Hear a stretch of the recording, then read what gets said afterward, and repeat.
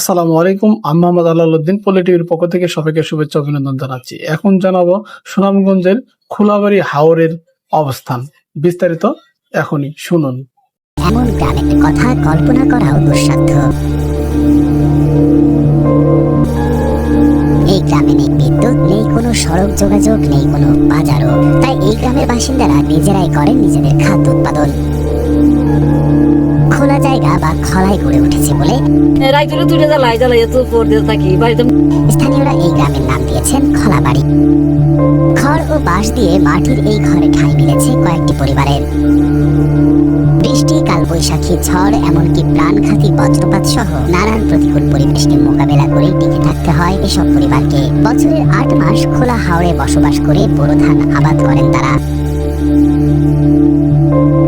হাওরের মাঝে আমরা খুব শান্তিতে থাকি। জমি বর্গা নিয়ে চাষ করে জমির মালিককে নির্দিষ্ট পরিমাণ ফসল দিতে হয় তাদেরকে। সুনামগঞ্জ সদর উপজেলার মোল্লাপাড়া ইউনিয়নের দেখার হাওরে এই খলাবাড়ির অবস্থান। প্রতি বছর জেলার বিভিন্ন উপজেলা থেকে হাওরের এই স্থানে বসতি স্থাপন করেন কয়েকটি পরিবার। বাড়ির পুরুষ সদস্যরা ৮ মাস বোরো ধান রোপণ, রক্ষণাবেক্ষণ, কর্তন ও শুকানোর কাজে যুক্ত থাকেন। অন্যদিকে পরিবারের নারী সদস্যরা বাড়ির আঙিনায় শাকসবজির আবাদ, গবাদি পশু পালন, রান্নাবান্নার কাজ এবং জ্বালানি সংগ্রহ করেন। বৈশাখে নতুন ধান তুলে বাড়ি ফেরেন। কোন বছর লাভ, কোন বছর যায় খালি ধান লইয়া।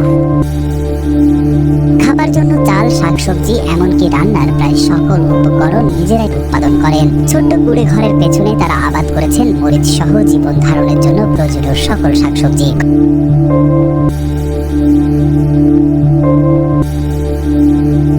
আইয়া গর দুয়ার বান্দি জ্বালা ফালাই সবজি ক্ষেত করি, লাউ করি, উড়ি করি, বাইগন করি। ঘরের সামনের খোলা জায়গায় ধান মাড়াই, শুকানো সহ গোলায় তোলার আগ পর্যন্ত প্রক্রিয়াজাতকরণের সকল কার্যক্রম পরিচালিত হয়। দোয়ারা বাজার উপজেলার পান্ডারগাঁও গ্রামের বাসিন্দা স্মৃতি রঞ্জন দাস কার্তিক মাসে পরিবার নিয়ে হাওরের এই পতিত জমিতে বাঁশ ও খড় দিয়ে মাটির ঘর বানিয়ে বসবাস করছেন। যেমন সোনাগর বানলে বাঁশের ঘর সবসময় ঠান্ডা থাকে, কোনো গরম গরম লাগে না। তিনি প্রায় 14 বিঘা জমিতে বড় আবাদের পাশাপাশি 3টি গরু পালন করেছেন। উপজেলার পান্ডারগাঁও গ্রামের বাসিন্দা সীমা রানী জানান, রাস্তাঘাট না থাকায় বাজারে যেতে অসুবিধা। তাই ঘরের পেছনে লাউ, শিম, বেগুন, মরিচ আমরা লাউ করছি, উড়ি করছি, বেগুন করছি। করেছি। তেল সাবান ছাড়া কোনো কিছু কেনা লাগে না। মোল্লাপাড়া ইউনিয়নের চেয়ারম্যান মোহাম্মদ নুরুল হক বলেন, খলাবাড়ির অস্থায়ী গ্রামটি শুষ্ক মৌসুমে প্রায় 60 বছর ধরে তৈরি হচ্ছে। ভিন্ন উপজেলা থেকে প্রায় 30টির মতো পরিবার এখানে আসে। বৈশাখ মাস এখানে যে এরা কৃষক, এরা তো ধান ফলায়, এই ধানটা আনতে এরা খুবই কষ্ট হয়।